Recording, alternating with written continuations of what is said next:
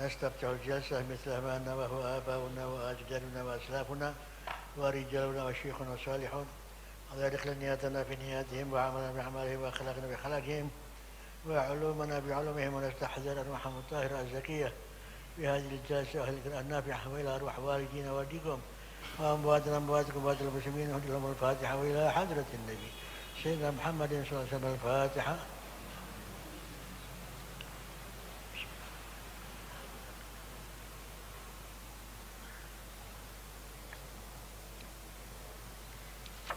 بسم الله الرحمن الرحيم. رضي الله عنكم. وقال رضي الله عنه أبي الفضل عياض بن موسى في كتاب الشفاء: فاصل فيما كان التمدح والكمال بقلته، وأما ما تدعو ضرورة الحياة إليه مما فصلناه فعلى ثلاثة ضرب الفضل في قلته، وضرب الفضل في كثرته، وضرب تختلف الأحوال فيه. فأما ما تمدح والكمال بقلته اتفاقا وعلى كل حال عادة وشريعة كالغذاء والنوم، ولم تزل العرب والحكماء تتمادح بقلتهما وتذم بكثرتهما، لأن كثرة الأكل والشرب دليل على النهم والحرص والشره وغلبة الشهوة، مسبب لمضار الدنيا والآخرة، جالب لأدواء الجسد وخسارة النفس وانجلاء الدماغ. وقلته دليل على القناعة وملك النفس وقمع الشهوة ومسبب للصحة وصفاء الخاطر وحدة الذهن، كما أن كثرة النوم دليل على الفصولات والضعف وعدم الذكاء والفتنة، ومسبب للكسل وعادة العجز وتضييع العمر في غير نفع وقساوة القلب وغفلته وموته. والشاهد على هذا ما يعلم ضرورة ويوجد مشاهدة وينقل متواترا من كلام الأمم المتقدمة والحكماء السالفين وأشعار العرب وأخبارها وصحيح الحديث وآثار من سلف وخلف، مما لا يحتاج إلى الاستشهاد عليه، وإنما تركنا ذكره هنا اختصارا على اشتهار العلم به. وكان النبي صلى الله عليه وسلم قد أخذ من هذين الفنين بالعقل، هذا ما لا يرفع من سيرته، وهو الذي أمر به وحض عليه، لا سيما بارتباط أحدهما بالآخر، إلى آخر ما قال.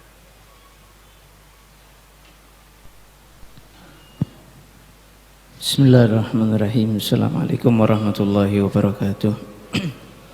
Alhamdulillah rabbil alamin wa bihi nasta'in wa ala umuri dunya waddin, wa salatu wassalamu ala sayyidil mursalin sayyidina Rasulullah Muhammad ibn Abdullah wa ala alihi wa sahbihi man wala. Subhanaka la ilma lana illa ma 'allamtana innaka antal alimul hakim. Rabbi shrah li sadri wa yassir amri wahlul 'uqdatam min lisani yafqahu qawli wasadid bilisani wahdi biqalbi bihaqi sayyidina Muhammadin sallallahu alaihi wasallam. Amma ba'd. Alhamdulillah, hadirin wal hadirat yang dimuliakan oleh Allah Subhanahu wa taala. Kita lanjutkan kembali pada kajian pembacaan kitab Syifa bi Ta'rifi Huquqil Mustafa, karya daripada Imam Al-Qadhi Iyad, sampai pembahasan mengenai tentang halatuhu fid daruriyat, yaitu kondisi Nabi Shallallahu Alaihi Wasallam di dalam kebutuhan kehidupannya. Wa amma matar'u daruratul hayah, di sini beliau ingin menjelaskan adapun perihal atau kondisi yang memang itu diperlukan di dalam kehidupan. Di dalam kita mengarungi kehidupan ini membutuhkan kondisi-kondisi itu, ya, atau keadaan-keadaan tersebut. Beliau akan menjadikan 3 bagian. Yang pertama darbul fadlu fi qillati. Bagian pertama adalah keadaan tersebut atau kondisi tersebut ketika kita menjadikannya sedikit, maka itu menjadi hal yang terpuji. Kondisi yang kedua, wadarbun al-fadlu fi kadratihi. kondisi ini kalau seandainya kita jadikan menjadi banyak, maka itu menjadi hal yang baik. Wa dzarbun takhtaliful ahwalu fihi. Yang ketiga adalah kondisi di mana tergantung. Ada kalanya sedikitnya itu baik, ada kalanya sedikitnya itu buruk, tergantung daripada kondisi dan keadaannya nanti yang semuanya akan dijelaskan oleh beliau satu persatu. Nah, kebetulan pada malam kali ini, kesempatan ini kita akan membahas mengenai satu bagian yang pertama, di mana kondisi yang sekiranya itu kita jadikan hal yang sedikit, maka itu adalah hal yang terpuji. Fa amma tamadduh wal kamalu bi qillatihi ittifaqan wa ala kulli halin adatan wa syari'atan kal ghidai wan naum. Apa sih hal yang pertama? Kondisi di mana kalau seandainya kita itu melakukan hal tersebut dengan sedikit, itu justru baik buat diri kita, baik maupun itu secara kebiasaan ataupun dari segi syariah, kedua-duanya ini mendukung perihal tersebut. Jadi suatu hal kebiasaan yang dari kebiasaan itu kalau kita menguranginya, dari adahnya itu baik, dari segi syariahnya itu juga baik. Apa dua hal itu? Kal ghidai wan naum. Yang akan dibahas di sini oleh Imam Ghazali Al-Iyad adalah makan dan tidur. Dua hal ini yang akan dibahas oleh beliau mengenai tentang kondisi Nabi Shallallahu Alaihi Wasallam yang secara otomatis itu semua menjadi pelajaran buat umatnya. Bagaimana sih kondisinya Nabi itu dalam makannya beliau itu seperti apa, dan tidurnya beliau itu seperti apa, dan agar supaya kita bisa mencontoh beliau. Jadi dua hal ini kalau seandainya kita jadikan itu sedikit, maka itu adalah hal yang baik. Fa amma tamadduhu wal kamalu bi qillati ittifaqan wa ala kulli hal adatan wa syari'atan kal ghidai wan naum. Nah, adapun sesuatu hal yang sekiranya itu pantas untuk mendapat suatu pujian, jadi dia berhak ketika kita itu makannya sedikit atau tidurnya itu sedikit, itu menjadi suatu hal yang terpuji. Makanya Sayyidina Isa alaihissalam beliau pernah berkata kepada para sahabatnya Al-Hawariyun, katanya beliau, aji'u budunakum la'allakum tarawna rabbakum biqulubikum. Katanya beliau, buatlah perut kalian itu lapar agar supaya kalian itu bisa melihat Tuhan kalian dengan hati kalian. Makanya katanya Imam Al-Junaid, beliau mengatakan, siapa orang yang antara dirinya dengan Allah Subhanahu wa Ta'ala itu ada mikhlah. Mikhlah itu semacam keranjang, ya ibaratnya antara dirinya dengan Allah Subhanahu wa Ta'ala itu ada makanan, artinya perutnya itu selalu kenyang, maka kata beliau tidak akan pernah merasakan yang namanya lezatnya bermunajat kepada Allah Subhanahu wa Ta'ala. Makanya kalau kita lihat orang-orang soleh itu, mereka betul-betul menjaga makannya, artinya tidak memperbanyak daripada makannya tersebut. Dan hal ini itulah yang menjadi mulai semenjak dahulu sampai Nabi Shallallahu Alaihi Wasallam itu menjadi hal yang sangat terpuji dan membanggakan. Makanya di sini beliau menjelaskan, walam tazalil arabu wal hukama'u tatamadahu bikillatihima wa tadhumu bikathratihima. Katanya beliau, bangsa Arab, jadi orang-orang Arab mulai semenjak dahulu, wal hukama artinya selain daripada orang-orang Arab, kalau misalkan di para syurahul kitab ini disebutnya orang-orang Persia, orang-orang India, ya orang-orang Yunani, daerah sana itu mereka semua sepakat bahwasannya orang yang makannya sedikit itu adalah sifatnya terpuji. dan mereka mencela orang-orang yang makannya itu terlalu banyak. Jadi baik maupun orang-orang Arab maupun para hukamanya, mereka sepakat akan hal tersebut. Kenapa sih mereka itu sepakat bahwasanya makan dan tidur itu sedikit, tidak banyak?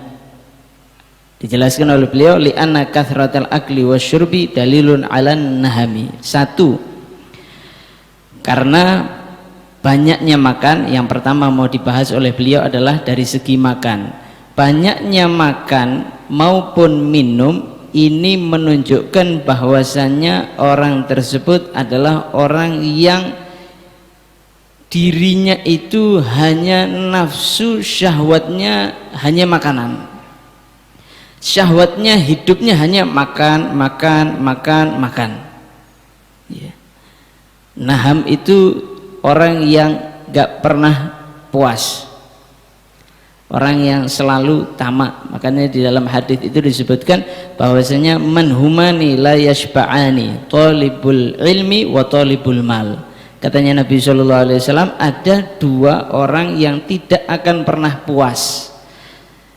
Siapa? Yang pertama talibul ilmi, orang yang menuntut ilmu. Dia punya ilmu, cari lagi, cari lagi, cari lagi, terus semakin dapat semakin senang, semakin dapat semakin penasaran, terus dia akan menambah sampai kapanpun itu. Yang kedua, wa talibul mal, orang yang mencari harta, orang yang mencari dunia, itu tidak akan pernah ada puasnya sekalipun dia itu sudah memiliki semuanya. Tapi dia terus mencari, mencari, mencari, mengumpulkan, mengumpulkan, mengumpulkan, nggak ada puas-puasnya. Makanya di sini dikatakan dalilun 'alan nahami, yaitu orang yang banyak makannya itu menunjukkan syahwatnya, keinginannya, hidupnya hanya untuk makan aja. Wal hirsi wasyarahi wa ghalabatis syahwah. Dan banyaknya makan itu menunjukkan dirinya itu adalah al-hirs. Hirs itu apa? Ya semacam tamak, semacam rakus. Makanya disebutkan oleh Nabi SAW, al-hirsu wasyarahu da'un udhalun. Rakus dan syarah. Syarah itu apa? Lebih dahsyat dari rakus itu. Syarah itu dia sudah punya makanan, tapi dia masih tamak dengan makanannya orang lain. Dia sudah punya dapat bagian, tapi masih mau bagiannya orang lain. Itu syarah. Itu lebih parah, katanya Nabi, daun udhol. Ini penyakit yang sangat kronis, penyakit yang sangat amat berbahaya. Makanya dikatakan wal harisu asiru syahwatihi wa abdu bidnatihi. Orang yang rakus itu dia itu tawanan syahwatnya. Orang yang rakus itu dia sejatinya sedang tertawan oleh syahwatnya sendiri, dan dia adalah budak daripada perutnya, sehingga pikirannya hanya perutnya saja, syahwatnya hanya bagaimana mengenyangkan perutnya, hidupnya hanya urusannya itu aja. Itu adalah orang-orang yang rakus, yang semua disebabkan karena banyaknya makan. Wa ghalabatis syahwah. Nah, juga katanya beliau ini menunjukkan bagaimana seseorang ini syahwatnya terlalu. Artinya ghalabatus syahwah itu tidak membahayakan, tapi atau tidak tidak membahayakan, tapi yang menjadi bahaya itu adalah makan dan minumnya. Jadi syahwat makan dan minumnya itu dia nggak bisa sabar untuk menahannya. Bawaannya pingin makan, toh. Bawaannya pingin minum, toh. Padahal terkadang sudah kenyang. Ya, kadang sehari 5 kali. Ya, makan nasi pagi, ya jam 10 nanti lapar lagi, makan lagi. Nanti jam 12 makan lagi, sore makan lagi, malam makan lagi. Ya, sebelum tidur diajak majelis makan lagi. Hidupnya hanya untuk memenuhi daripada perutnya. musabbibun limadharid dunya wal akhirah. Nah, itu semuanya, banyaknya makan itu bisa menjadi penyebab rusaknya dunia kita dan akhirat kita. Jadi Nabi Shallallahu Alaihi Wasallam itu ingin menjelaskan kepada kita bahwasanya ini semua membahayakan kita, baik maupun itu dari segi dunia kita ataupun akhirat kita. Dunia kita ini akan hancur, baik maupun nanti kita akan mendapatkan penyakit, baik maupun nanti ketika banyaknya makan akan malas dan segala macamnya yang nanti juga akan disebutkan oleh beliau. Otomatis ketika dunianya kita itu rusak, hancur, maka ini juga bisa menghancurkan daripada akhirat kita, karena ujung-ujungnya masih ada keterkaitan dengan permasalahan akhirat kita karena banyaknya makan kita. Disebutkan oleh beliau, jalibun li adwa'il jasad wa khutharatin nafsi wa imtila'id dima. Banyaknya makan itu bisa mengundang berbagai macam penyakit. Makanya di dalam sebuah riwayat itu kan disebutkan bahwasanya sumber daripada penyakit itu ada dari perut. Otomatis kalau perutnya itu banyak makanan, semua dimakan ya, tanpa ada pantangan, tanpa ada memandang, semuanya dimakan, maka itu adalah sumber daripada penyakit yang akan muncul dari perut kita itu semuanya. Jali bandu di adwa'il jasad wa khutharatin nafsi. Nah, apa khutharatin nafsi ini? Khutharatin nafsi ini ketika kita banyaknya minum, kita punya badan itu akan semakin berat. Kalau punya badan semakin berat, artinya kenyang, kepenuhan, otomatis kepinginnya leyeh-leyeh, tenang, santai, apalagi ditambah syahi, wah sudah nikmat, kan males.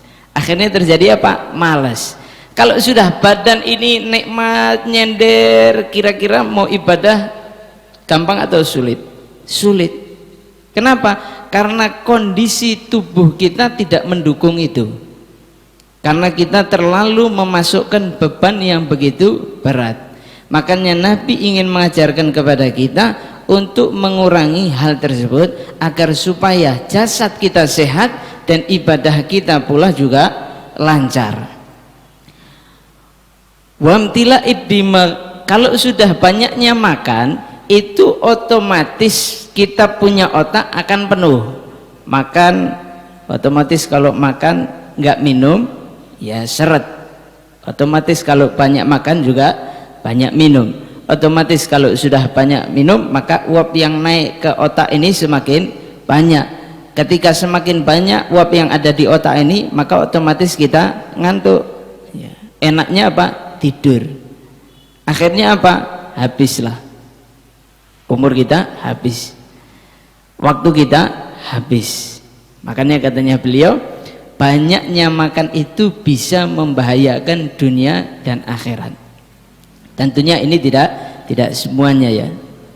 Wa qillatuhu dalilun alal qanaati wa milkul fusulati wad dha'fi. Nah, dijelaskan oleh beliau juga, adapun kita menyedikitkan makan kita, sedikitnya itu batasannya sampai seperti apa sih? Apakah sudah sampai kurus banget? Ya enggak juga. Apakah kita sampai kelaparan juga? Ya enggak juga. Makanya di dalam Kitabul Burdah itu kan disebutkan wakhsyad dazaisa min ju'in wa min shiba'in farubba makhmasatin syarrun minat tukhami. Hati-hati dengan tipu dayanya yang namanya lapar dan kenyang.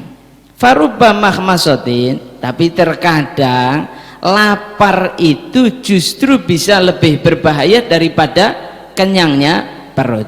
Jadi yang dimaksud sedikit di sini sampai di taraf di mana tidak membahayakan diri kita, tidak membahayakan daripada jasad kita. Jadi bukan sedikit sampai habis, enggak, sampai kurus atau sampai sakit. Ya kadang orang sampai atau misalkan sampai yang parah itu sampai GERD atau apalah itu namanya, karena dia menjaga makannya, nggak mau makan, akhirnya yang terkena adalah perutnya. Itu nggak diajarkan oleh agama, karena agama tidak menjadikan kita itu menjadi bahaya, tetapi agama menjadikan kita itu ingin sehat dunianya, jasadnya maupun juga akhiratnya. Maka di sini dikatakan oleh beliau, wa qillatuhu dalilun alal qanaah, dan sedikitnya makan itu menunjukkan bahwasanya kita itu adalah orang yang qanaah, orang yang merasa cukup. Qanaah itu apa sih?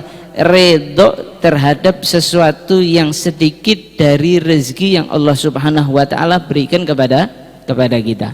Makanya ketika Nabi Allah Musa alaihissalam itu, beliau melihat bagaimana di Lauhil Mahfud itu ada sifat-sifatnya umatnya Nabi Shallallahu Alaihi Wasallam yang menjadikan beliau itu iri kepada umatnya Nabi Shallallahu Alaihi Wasallam. Salah satu sifatnya umatnya Nabi itu, Allah mengatakan bahwasanya mereka adalah orang-orang yang qanaah atau menerima dari aku rezeki walaupun itu hanya sedikit. Jadi termasuk daripada sifatnya orang mukmin adalah menerima pemberian Allah Subhanahu wa ta'ala. Artinya apa? Apa yang kita punya yaitu syukuri, nggak usah ngelihat rezekinya orang lain. Yang punya kita itu kita syukuri. Kalau sekarang kita berpikir seperti ini, oh kita iri dengan kita punya rezekinya orang lain, secara tidak langsung kita ini sadar atau tidak, rezeki yang ada pada diri kita pun itu ada orang-orang yang iri terhadap diri kita. Berapa banyak orang-orang yang iri dengan rezeki yang Allah Subhanahu wa ta'ala berikan kepada kita, tapi kita justru iri kepada orang yang lainnya lagi, tidak mensyukuri apa yang ada di hadapan kita.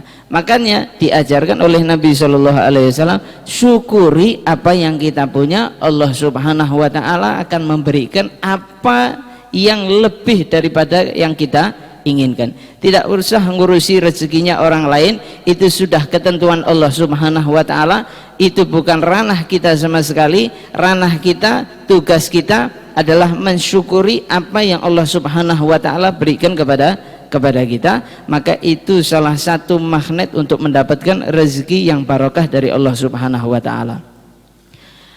Wakilatu dalilun wa milkun nafsi. Satu, alal qanaah, menunjukkan itu kita qanaah. Yang kedua, wa milkun nafsi. Apa maksudnya milkun nafsi? Yaitu dia dapat mengendalikan dirinya, dia dapat mengendalikan nafsunya. Artinya dia punya diri ini tidak akan liar untuk bermaksiat kepada Allah Subhanahu wa ta'ala. Dia punya kendali. Tapi kalau dia makannya banyak, penuh, kenyang perutnya, maka dia punya anggota tubuh itu akan liar yang sulit untuk dirinya itu mengendalikannya. Makanya kenapa kita itu diperintahkan untuk berpuasa. Kenapa? Karena puasa itu kan perutnya kosong, kita punya nafsu itu lemah, untuk bermaksiat sulit. Tapi kalau sudah perut kita itu kenyang, maka kita punya semangat nafsu untuk bermaksiat itu lebih besar. Makanya dengan mengurangi makan atau mensedikitkan makan, itu kita termasuk orang yang dapat menguasai nafsu kita. Jadi nafsu itu yang mengatur adalah diri kita, bukan diri kita diatur oleh nafsu kita. Wa qam'us syahwati musabbibun lis-sihhati wa safa'il khatiri wa hiddatid dhihni. Nah, dikatakan juga bahwasanya wa qam'us syahwa, kita menghancurkan syahwat.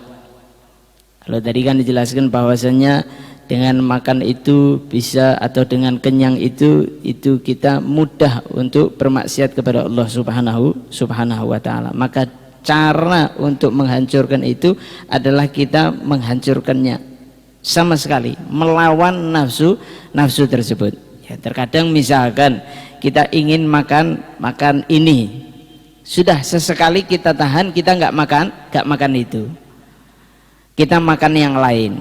Oh, kepingin yang ini, kita makan yang ini. Ya walaupun memang sulit, tapi ya itulah ajarannya Nabi Shallallahu Alaihi Wasallam. Kalau kita ingin mengendalikan nafsu kita, maka kita selalu melawan, bertolak belakang dengan nafsu kita sendiri. Nafsu kita bilang A, ya kita bilang B. Nafsu bilang B, kita juga bilang A.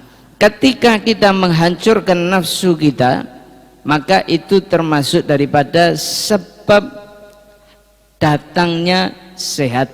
Satu, diri kita menjadi sehat. Kenapa? Karena kita bisa mengendalikan nafsu kita untuk tidak banyak makan, walaupun itu sebetulnya lezat, walaupun itu sebetulnya enak, ya.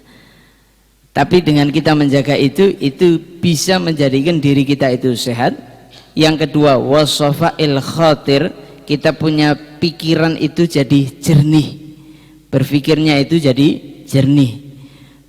Wahiddatid dhihni, kita punya pemikiran itu semakin tajam, enggak tumpul.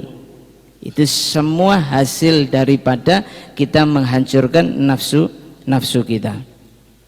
Dikatakan oleh Imam Dunun, ma syabi'tu illa hamamtu bi ma'siyatin wal ju'u yaqma'u syahawat. Katanya Imam Dunun al-Misri, saya tidak pernah merasakan lapar melainkan saya tidak pernah merasakan kenyang melainkan ketika saya kenyang pasti menginginkan untuk melakukan kemaksiatan kepada Allah Subhanahu wa ta'ala. Dan menghancurkan itu semua adalah dengan membuat lapar. Saya punya perut, yang artinya tidak memperbanyak makan. Itu adalah satu hal yang sangat terpuji.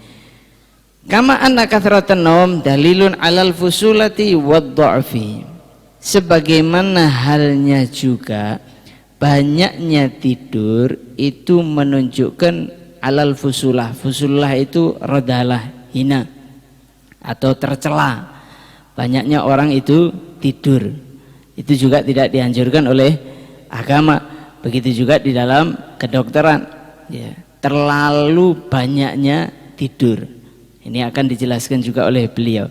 Dalilun alal fusulati wadh-dha'fi. Ini menunjukkan bahwasanya orangnya itu lemah. Kita kalau banyak tidur kan itu bukan justru semakin seger. Semakin banyak tidur kan justru kita itu semakin lemas, semakin enggak semangat. Nah, itu menunjukkan dari segi syariat sudah ditunjukkan, dari segi kita punya kebiasaan hidup itu juga kita merasakan. Wa adamudz zakai wal fitnati musabbibun lil kasali wa adatil ajzi wa tadyi'il umri fi ghairi naf'in. Nah, juga banyaknya tidur itu menunjukkan tidak adanya kecerdasan di dalam dirinya. Biasanya orang yang banyak tidurnya itu malas. Orang yang banyak tidurnya itu enggak mau berpikir. Jadi dia enggak punya kecerdasan, ya. Musabbibun lil kasali, yang mana banyaknya tidur itu justru menyebabkan kita itu malas. Malas untuk berbuat apapun, iya. Malas untuk bekerja, iya. Apalagi malas untuk beribadah.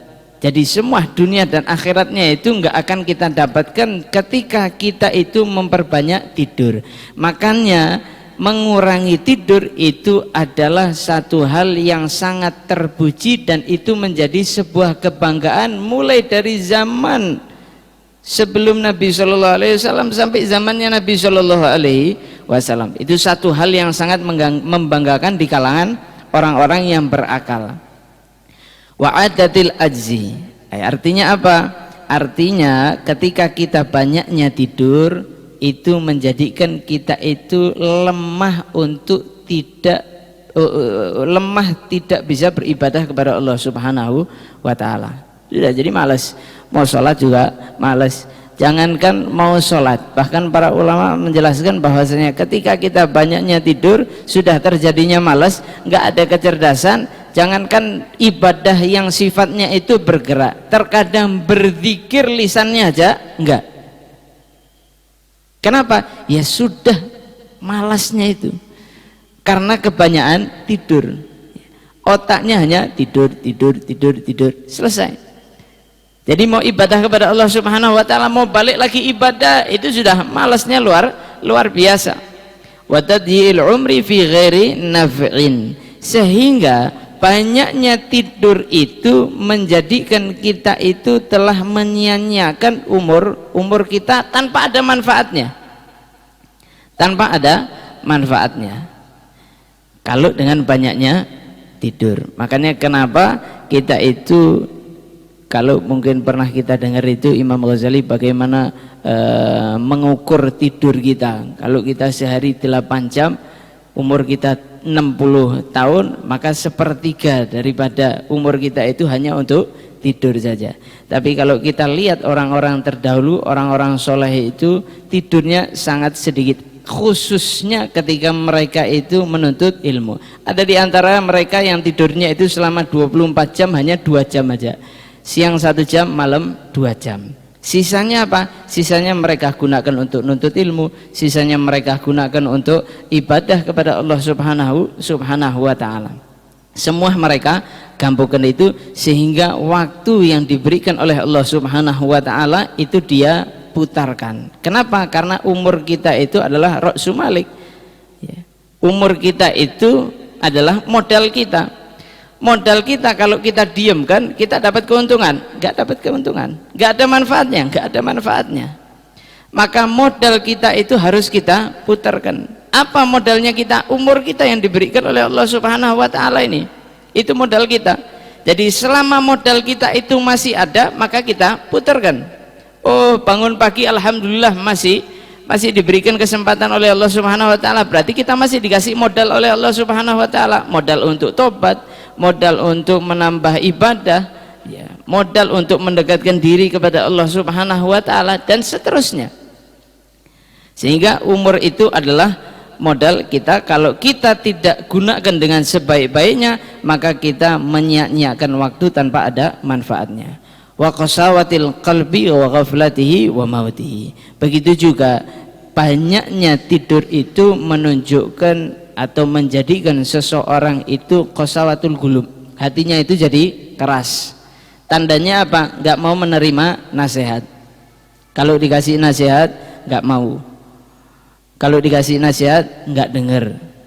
Itu tandanya orang-orang yang hatinya itu keras karena banyaknya tidur, bisa mengeraskan daripada hati. Wa ghaflatihi, begitu juga menjadikan hatinya itu lalai. Artinya apa? Artinya dia itu lalai terhadap waktu yang sudah diberikan sama Allah Subhanahu wa taala. Ini sudah diberikan waktu sama Allah Subhanahu wa taala buat ibadah, buat zikir, buat kerja, buat segala macam, tapi justru dia lalai, dia gunakan untuk dia tidur.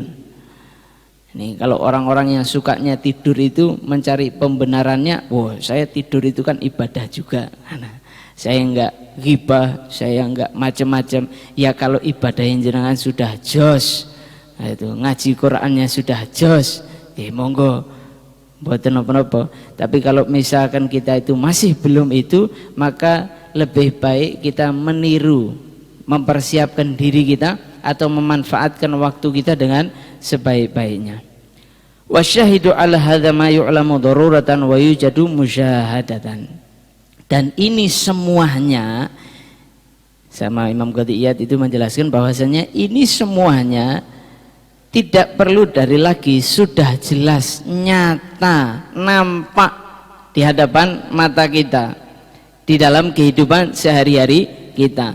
Kalau kita makan sampai kenyang, semakin membara, semakin mudah untuk bermaksiat. Tapi kalau kita lapar, ya kita kan jadi malas. Banyaknya tidur itu juga kita menyaksikan. Jadi artinya beliau menjelaskan ini bahwasanya enggak perlu sebenarnya saya membawakan dalil-dalil dan segala macamnya itu, karena itu sudah nampak depan mata kita.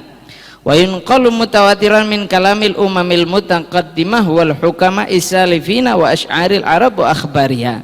Dan ini semua juga sudah diketahui secara turun menurun, ya, dari umat-umat terdahulu, dari orang-orang yang berakal terdahulu, dari para penyair-penyair bangsa Arab terdahulu maupun yang lainnya, itu semua sudah menjelaskan hal tersebut. Sehingga di sini disebutkan bahwasanya wa asy'aril Arab, ada salah seorang penyair namanya itu Qus bin Sa'idah. Beliau pernah ditanya oleh Kaisar namanya. Beliau ditanya, ma afdhalul akli, apa sih makan yang terbaik? Katanya beliau, makan yang terbaik adalah tidak memperbanyak makan. Jadi kaedahnya makannya nggak banyak-banyak. Mau makan apapun monggo asalkan tidak banyak-banyak. Kedua, beliau pernah juga ditanya, fama afdhalul hikmah, apa sih hikmah yang, siapa ahli hikmah yang terbaik? Beliau mengatakan, ma'rifatul insan qadrahu, orang yang mengetahui kapasitas dirinya. Kita tahu kapasitas diri kita, tidak berbicara mengenai tentang kesehatan, maka jangan berbicara tentang kesehatan. Kita tahu kapasitas diri kita, tidak faham mesin, maka jangan berbicara mesin. Kita tidak faham mengenai tentang ilmu agama, maka jangan berbicara mengenai tentang permasalahan ilmu agama. Maka itu adalah orang yang paling bijaksana ketika dia mengenali kapasitas dirinya dan tidak keluar daripada kapasitas dirinya. Yang ketiga katanya beliau, fama afdhalul aqli, akal siapa sih yang paling utama? Akal apa yang paling utama? Beliau mengatakan bahwasanya wuquful insan inda ilmihi, yaitu tatkala seseorang itu dia tidak bersikap kecuali dengan ilmu yang dia miliki. Dia tidak berbicara kecuali dengan ilmu yang dia miliki. Maka ini orang yang cerdas. Kalau dia hanya berbicara aja, padahal itu bukan kapasitasnya, dia nggak punya ilmunya, maka ini bukan orang yang cerdas atau bukan orang yang berakal. Ini disebutkan oleh para penyair-penyair Arab dari sebelum zaman Nabi Shallallahu Alaihi Wasallam. Wa athari man salafa wa khalafa mimma la yuhtaju ilal istishhadi alaihi, ya, itu enggak butuh lagi katanya beliau. Kenapa? Wa inna ma tarakna dzikrahuna ikhtisaran wa ikhtisaran ala ishtiharil ilmi bihi. Saya, katanya Imam Qadhiyat, saya enggak sebutkan dalil-dalilnya, enggak ditulis oleh beliau dalil-dalilnya secara terperinci, karena satu, untuk supaya ringkas menjadi pendek, dan karena memang ini sudah diketahui secara keilmuan. Artinya sudah orang ini banyak tahu, baik maupun dari segi kebiasaan ataupun dari segi syariat. Wa kana Nabi sallallahu alaihi wasallam qad akhadha min hadzal fannaini bil agali, dan Nabi sallallahu alaihi wasallam telah mengambil dua hal ini dengan sedikit. Jadi tidurnya Nabi itu sedikit, makannya Nabi sallallahu alaihi wasallam itu juga sedikit. Hadza ma la yudfa'u min sirati wa huwa alladhi amara bihi. Ini sesuatu yang sudah tidak mungkin diingkari dari sirahnya Nabi Shallallahu Alaihi Wasallam, dari perjalanannya Nabi Shallallahu Alaihi Wasallam, dan Nabi Shallallahu Alaihi Wasallam wahadha alaihi la siyama birtibati ahadima bil akhirat, dan Nabi Shallallahu Alaihi Wasallam menganjurkan kepada kita semuanya sebagai umatnya, apalagi ini ada kaitannya dengan akhirat. Kenapa? Sebab dijelaskan bahwasanya orang yang kenyang itu dia akan hanya kepinginnya santai-santai, ya. Dia nggak akan ibadah. Kalau misalkan sudah dia nggak ibadah, dia akan banyak menyesal.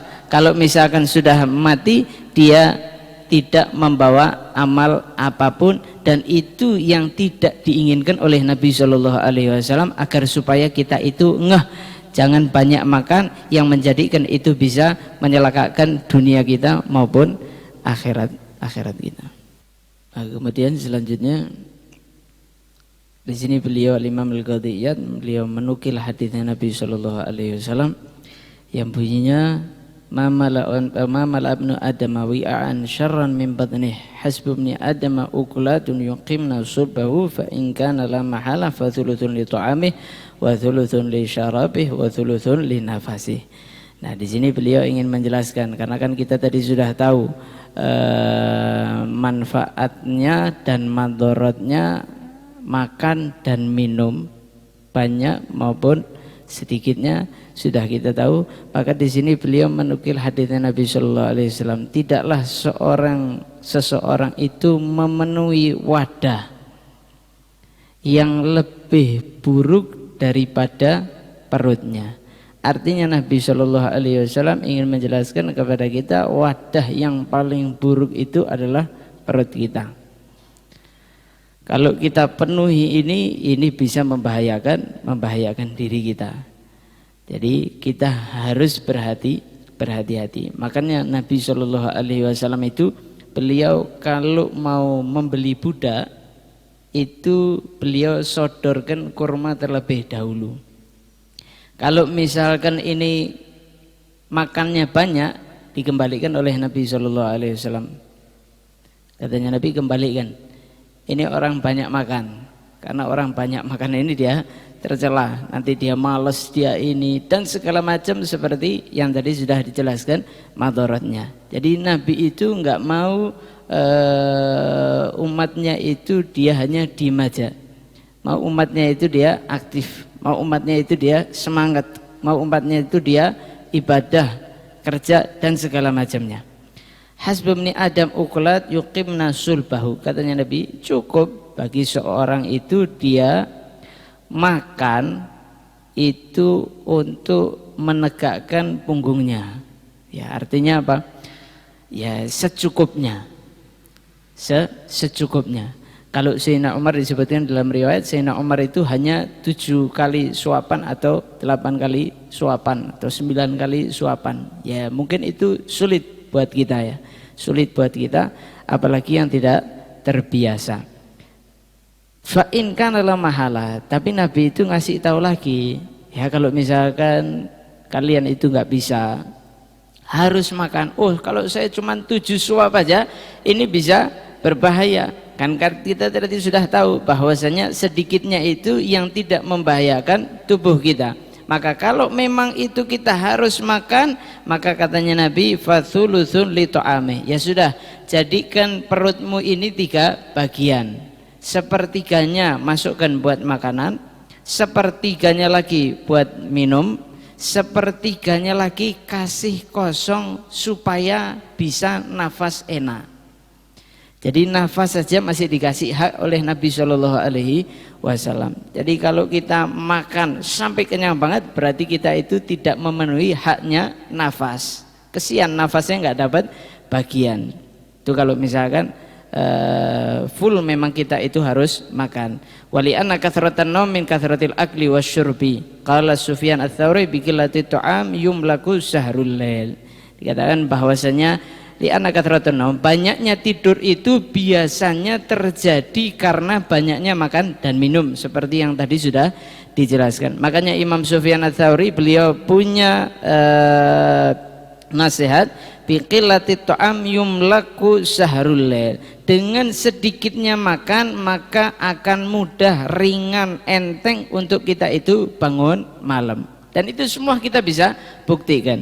Kalau kita makan malamnya sedikit, maka mudah untuk kita itu bangun malam. Tapi kalau kita itu kenyang, jangankan malam, ya subuh aja kadang lewat. Gara-gara kita punya perut kenyang.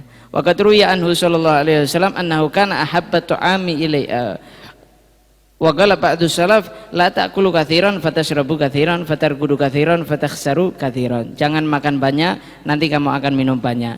Nanti kamu akan tidur banyak dan kamu akan merasa menyesal yang sangat banyak karena tidak sempat membawa bekal yang banyak untuk hari setelah kehidupan ini.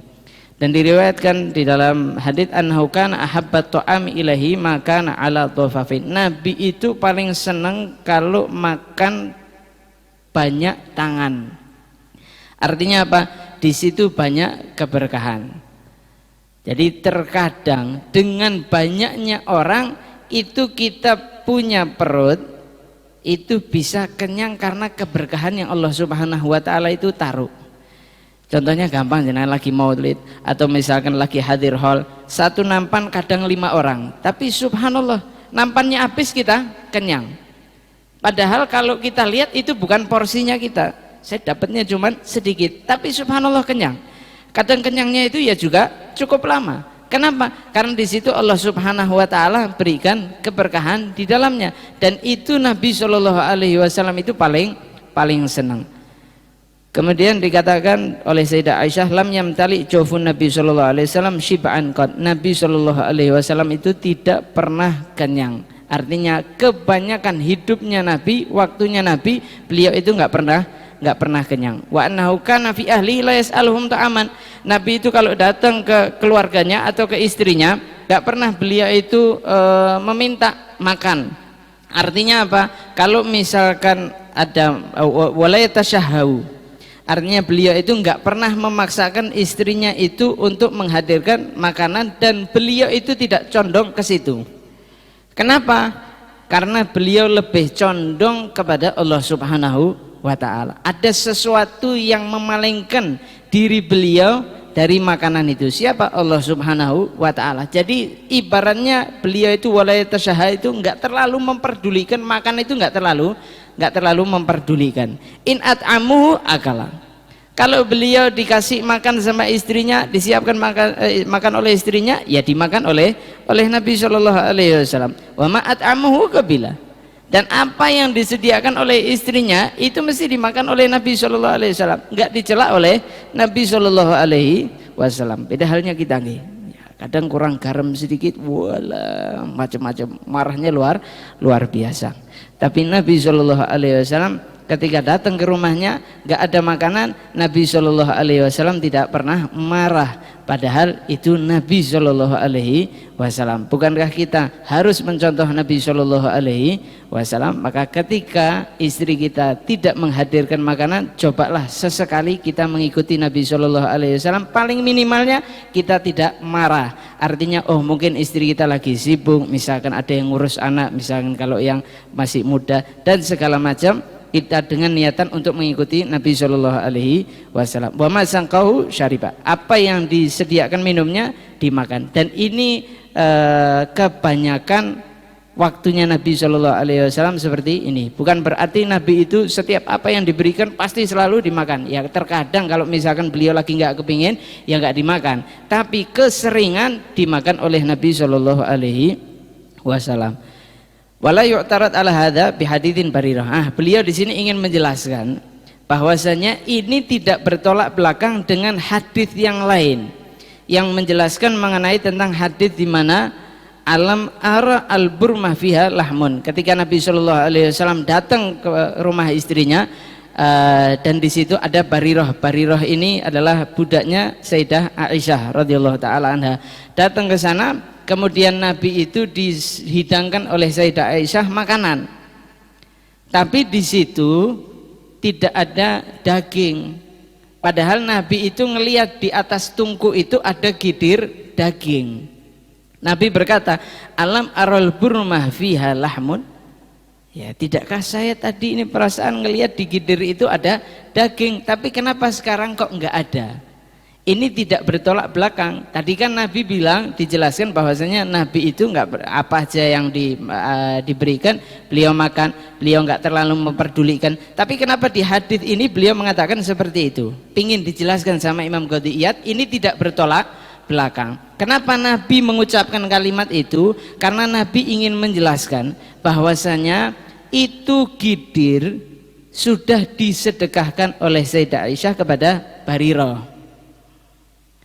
Sudah diserahkan kepada Barirah, dan Nabi Shallallahu alaihi wasallam itu tidak memakan sedekah, sehingga Sayyidah Aisyah dan Barirah itu mereka tahu karena Nabi itu nggak makan sedekah, makannya tidak dihidangkan oleh beliau. Nah, Nabi mengucapkan kalimat itu ingin memberikan pelajaran kepada mereka bahwasanya, makanya Nabi dikatakan di akhirnya huwalaha shadaqah walana hadiah. Dikatakan bahwasanya itu buat Barirah menjadi sedekah, tapi buat saya walana, buat kami katanya Nabi, itu menjadi bentuknya hadiah. Artinya kalau seseorang diberikan suatu sedekah, maka itu sudah menjadi miliknya. Kalau diberikan kepada orang lain maka itu bentuknya hadiah. Nabi itu ingin memberitahukan kepada mereka, karena mereka mengiranya Nabi itu nggak makan sedekah, Nabi itu haram untuk makan sedekah. Nabi ingin menjelaskan bahwasanya ketika sudah menjadi miliknya Barirah, lalu Barirah memberikan kepada Nabi, itu namanya bukan sedekah lagi, itu namanya sudah hadiah. Tapi kepada Barirah itu sedekah, tapi kepada Nabi SAW itu adalah sebuah hadiah. Makanya dikatakan ya, kemudian di dalam wafi hikmati Luqman, di dalam hikmahnya Luqman, ya bunaya,